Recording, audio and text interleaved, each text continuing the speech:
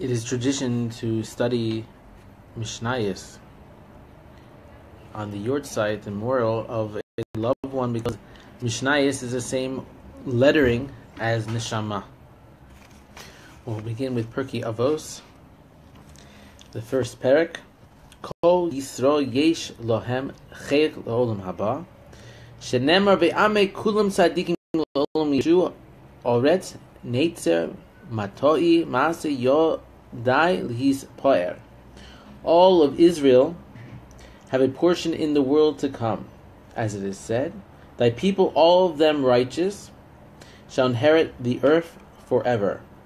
The flower of my repeated plantings, the work of my hands, to glorify me. Moshe kibel Torah miSinai, Masar Yeshua l'Shulchan Kenim Neviim Misal Ruah l'Anshe Knesset Hagadola. Moshe received the Torah from Sinai and handed it down to Yeshua to the elders to the prophets handed it down to the men of the great assembly. Haim Amru Shlosh Devarim. The later said three things. Hayu Misunim Badin Va'amidu Talmidim Harbe V'yasu Siyag LaTorah. Be cautious in judgment. Raise up many disciples and make a fence for the law. So, be cautious in judgment. Just be careful not to judge other people. You know, it says in the Talmud that when you are in a situation where you see something happen and you judge that person, really you're making your own din, you're making your own judgment, because one day when you face a similar situation, Hashem's going to give you that same judgment you passed on the person that you saw. Therefore, so be very careful in judgment. If you're on a table where you are a judge of a situation, be careful that you should make sure you follow the way of MS, that you bring out truth. That was the job of the judges. Today, it's about money, it's about honor, politics. So be very careful in judgment. Okay, raise up many disciples. You know, we're in this world, and you know, it's a short time period. We need to leave people behind. We need to leave Torah behind. Write a Torah book. Bring your children to cheder, to yeshivas, to study. You leave a legacy. You're bringing these disciples. You didn't just bring them into the world to let them figure it all out themselves. No, it's your job to teach away and to leave that for descendants. If not for your children, for other people's children. Leave a legacy, because then your soul is alive even after your death. It continues on for your teaching, for the disciples, and make a fence for the law. You know, we have the Code of Jewish Law, which is a fence, but and people have enough trouble following that. So it would be enough if you just follow this. But besides, you know, put yourself in a situation where you're not going to go and make mistakes. Make a fence. Don't surround yourself with people that have negative influences that will cause you to sin. Don't put yourself in a job situation where you're not with modest people, with people that could drag you down. Make a fence for the law. Put yourself in a position that you don't end up having to go and face sin and make a mistake. We can protect ourselves much more than we do. Beis Shimon HaTzadik haya mishyore knesset hagadola. Hu haya oimer al shoshet devarim ha'olam oimed al ha'torah v'al ha'avoda v'al ha'gemilas chasadim. So Shimon the Just was one of the last survivals of the Great Assembly. You know, the Great Assembly gave us the prayer book that we know how to pray.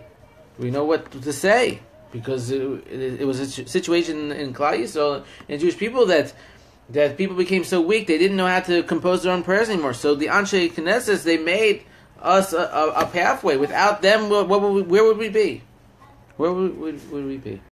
So Shimon just was the last survivor of them. And he said the world is based on three things: Torah. Right? Torah gives life, length of days. It's our guidebook. It's our fence. Serving Hashem. What is Hashem? This is what we're here for. Hashem created us in this world just to serve Him. And active loving kindness. Gemilas chasadim. You know, this is why the Beis Hamikdash was destroyed. People are not out. People are out for the brother. They're out for themselves too much. And today we see more and more. Once the economy started to go down, a person take his friend's head if he had to, just to have a little more money. Horrible things happen. Gemilas Chasadim. You need every day to make chesed, kindness, a part of your life.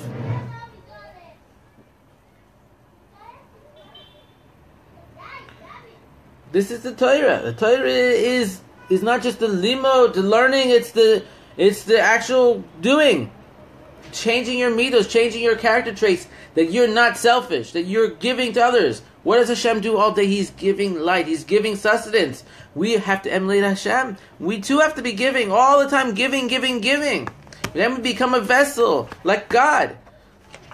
Become close to Him. Antigonos ish socho kibel Shimon HaTzadik oimer al tiyu ka'avodim hameshamshin esarav amanos l'kabel paros Allahu ka'avodim hameshamshin esarav shelo al manos l'kabel paros v'hi mora shemayim aleichem. So Antigonus of Socho received a tradition from Shimon the Just, right? That last member of just said from the Great Assembly. And he used to say, be not like servants who minister to their master for the sake of receiving reward, but be like servants who minister to their master not for the sake of reward, and let fear of Hashem be upon you. So you see here, first we started out, we said that Moshe Kibel Torah Sinai. Then Moshe gave the Torah on Sinai, handed it down to Yeshua to the Zakanim, to the elders. So there's a process, okay? The Torah is something that's handed down. It's not something that you learn on your own with your own interpretation, unless you are well-rounded in study. It's supposed to come from a teacher. It's supposed to come from tradition. Okay, so don't be like a minister. Don't be like someone who's serving God just for reward. The reward is coming in the world to come. But Hashem wants the heart. He wants realness. And if you're only doing it for reward, you're not going to really be doing with all your leiv, all your heart and emotions. And if you're not going to get the full capacity of Olam Haba and reward, because you really aren't inside of it. So you got to put your heart into it. Don't just serve God out of roboticness because that's what you're supposed to do. Only because you're making a fence. No, you don't want to make a gorgeous fence. You want to feel that fence. You want to be proud of it. So be proud of your study, but do it for God. Do it for Him to draw closer because it makes Him happy, and that He deserves it. He's giving you everything. You have a mouth to speak, eyes to see, ears to hear. You can breathe. So do it, Lishma. Do it for His sake. And it says, let the fear of Hashem be upon you. Moira Shamayim Aleichem. So important is Yiras Hashem, fear of God. Reishis Chachma, Yiras Hashem, the beginning of wisdom is the fear of God. Without fear of God, you can only go so far in your service. You have to fear God. Otherwise you're going to do sins. Otherwise you're going to waste your time. And it's not going to be whole, your soul. I was thinking, how do you fear God? What's the way we can try to get fear into us? The Holy Tzaddik. There were some of them that I think it was a student from Rabbi Nachman. I believe it was a student. What was his name? Not Rav Rosen, Rav Shimon Zal. So Rav Shimon Zal wanted to go and have. I believe it's him. If not, it could be said about him. He was a great man. So he wanted to have fear of God so much that he prayed over this so much and he worked on it. And it happened to such an extent that when he thought about fear of Hashem and he said the bracha, he would sometimes faint. That's how great was his fear of God. So I was thinking, how can I work on fear of God? I want to work on fear of Hashem. And it came to me that that I remember seeing stories that One of the ways to work on it is when you say the bracha, a blessing. Baruch Ato Hashem. Like, even if if it's not real yet, shake a little bit. Think about fear of God. Think about it when you're saying Hashem's name, how He is master of the universe. He can take your life in a second, how He gives you everything, that how you stand mamish before the ultimate King. Think about that and feel it in your bones. Try to feel it in all your body, in your toes, in your feet. I was by the Tasher Rebbe, Zecher Tzaddik Livracha, and I got to daven mincha with him. There was only about 12 guys. I managed to get in there in a special mincha in this room, and I was observing the whole time, and I could see even his feet were trembling when he was praying. You could see his whole body moving. He had true fear of God. So one of the ways to work on that is even to pretend that you have fear of God. So that way it'll come and actually maybe hopefully be a part of you. Rav Yossi ben Yoezer ish Sreida. Rav Yossi ben Yochanan ish Yushalayim kiblu mehem. Yossi Yoezer Sreida and Yossi Rav Yochanan of Yerushalayim receive a tradition from them. So Yossi ben Yoezer ish Sreida oimer yihi beischa beis va'ad. L'chachamim vevei v'izkabek v'afar ragleim. Hayeh shoseh batzama es divrayim. Let your house be a meeting place for the sages, for the chachamim. Cover yourself with the dust of their feet and drink in their words thirstily. Your house should be a meeting place for the sages. You know, what you bring in your house is very important. Some of us are bringing in computers, smartphones. We bring in stuff into our house. But what we're supposed to bring into our house is the sages and chachamim and divrei Torah and more yirah shamayim, fear of God. So let your house be a place for Torah. Let that be first. Be careful what you bring into your house. Friends that are not yirah shamayim, people that could affect your children negatively or you negatively. Limit what you bring into your house. Even people.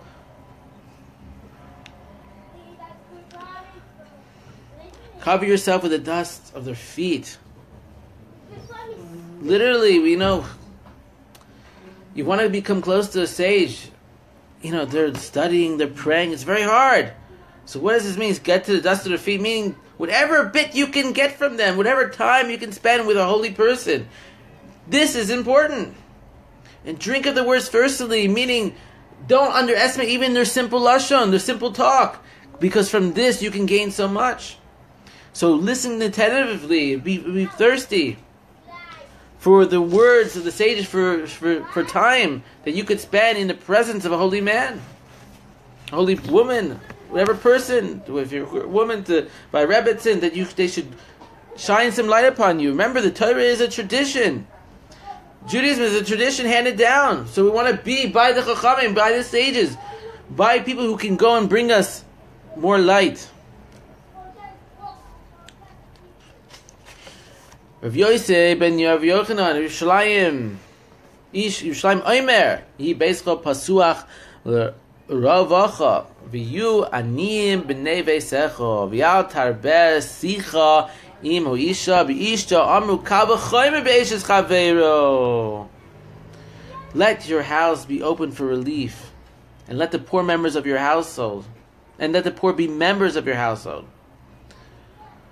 You know, today we have our meals, we eat meats every day. In America, you're eating meat. In Israel, most people eat chicken, once a couple times a week, some only on Shabbos, a delicacy. But, there's many sages, they would not sit down to eat a meal unless they had someone who was to join them. So it's so important. He says, let the members of the poor be... Now today, there's a lot of crazy people out there. You can't just let the poor in your house. You have to be careful. Okay, so maybe it's different. Maybe you could give a coin to charity when you're eating. Maybe you go and you have some extra food, give it away, give the cans to... There's many organizations giving cans out for Pesach this year. For Shabbos, give them some of your food, because You're really not supposed to eat without, it's brought in many svarim, not without giving to the poor and making them a part of that Suda. And now that it's hard to do that, we still need to find some way to fulfill that need. Do not engage in too much idle talk with women. And this is said even with one's own wife. Now, how much more so does it apply to one's neighbor? I think this should be self-explanatory to many people, but people don't want to do this. They don't want to follow this, but it's, shouldn't even talk too much with men. Shouldn't be talking too much in general. Should be talking to God. Should be learning Torah. If you talk to other people, you should be saying words of Torah to them, not just idle talk. And how many hours a day people waste just talking and talking. And the mouth, the pet is malchut, and so is and the bris, and is connected to this idea as well. So a person who goes and he watches what he speaks, he's careful with his lips, he's going to be pure. He's going to be pure in a covenant with God. So it's very important to limit our blabbering.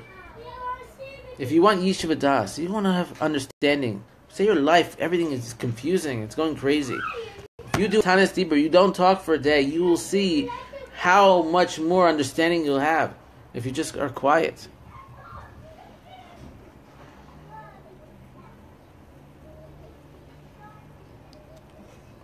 Now, your neighbor's wife says, how much more so your wife or your neighbor? In general, if maybe you have a problem in work, with working with women, often or for different things that you do, but the neighbor's wife, at least, stay away from her. Someone that could be a threat to that you can make mistakes with. So people around you that you can see on a regular basis that you don't need to really speak to. Stay away from speaking to women if you're a man, so you don't put yourself in God forbid, a situation where you could sin. You don't want to get too close.